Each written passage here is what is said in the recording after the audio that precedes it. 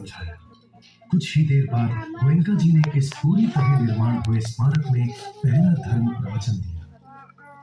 इस प्रसंग पर भारत की राष्ट्रपति माननीय प्रतिभा पाटिल व भारतीय और पड़ोसी देशों के गणमान्य अतिथि और विश्व भर से साधक उपस्थित थे। वे सभी बुद्ध की शिक्षा को सम्मान देने के लिए खींचे चले आए थे, जिसका अब ये बुलंद इमारत प्रतिनिधित्व करती है।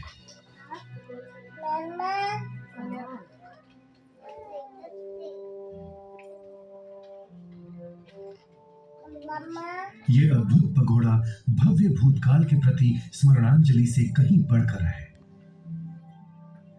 इसका शानदार और कलात्मक बाहरी हिस्सा अवश्य ही ध्यान खींचता है, तो भीतरी हिस्सा पूरी तरह से उपयोगात्मक है।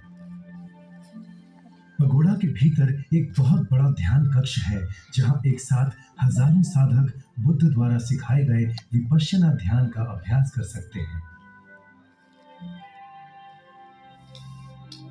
पगोड़ा को ध्यान केंद्र का उपयोगात्मक हिस्सा बनाना ये सयाजी उबाखीन की सबसे बड़ी खोज थी। यांगोंग में सयाजी उबाखीन के साधना केंद्र के मध्य में एक पगोड़ा है, जिससे लगकर श्रेणीबद्ध शून्यागार है। ये उनकी विचारधारा को दर्शाता है कि विपश्यना ध्यान द्वारा धर्म का अभ्यास और प्रत्यक्ष अनुभव ही बुद्ध के प्रति सम्मान जताने का श्रेष्ठ पर्याय है।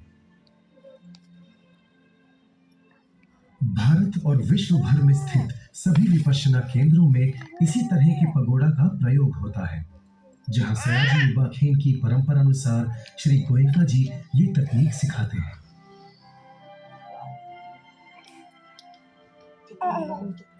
जो इस अत्याधुनिक चैत्य भूमि पर आते हैं, उन्हें धर्म का उसे दूध का बोतल लेके आओ। अभ्यास करने और परम मुक्ति की ओर अग्रसर होने का अवसर मिलता है।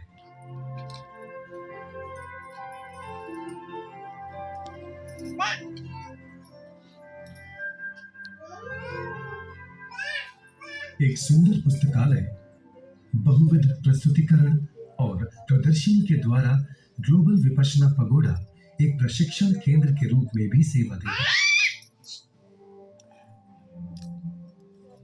इस प्रदर्शनी में गौतम बुद्ध की जीवनी और शिक्षा पर आधारित कई प्रेरक चित्र हैं। गौतम बुद्ध के असली धातु अवशेष भारतीय महाबोधि सोसाइटी ने ग्लोबल विपश्यना पगोड़ा को दान दिए हैं। ये प्रामाणिक धातु अवशेष इस पगोड़ा में प्रतिस्थापित किए गए हैं, जो पीढ़ियों तक सुरक्षित रहेंगे। विश्व भर के बुद्धानुगामी स्वाभाविक ही बुद्ध की जन्मभूमि और धर्म के मूल स्रोत भारत के प्रति कृतज्ञता और सम्मान की भावना रखते हैं। ग्लोबल विपश्यना पगोड़ा का निर्माण स्वैच्छिक दान से हुआ है। ये हर एक के लिए पुण्य अर्जित करने का, पुण्य कार्य में सहायक होने का दुर्लभ अवसर प्रदान करता है।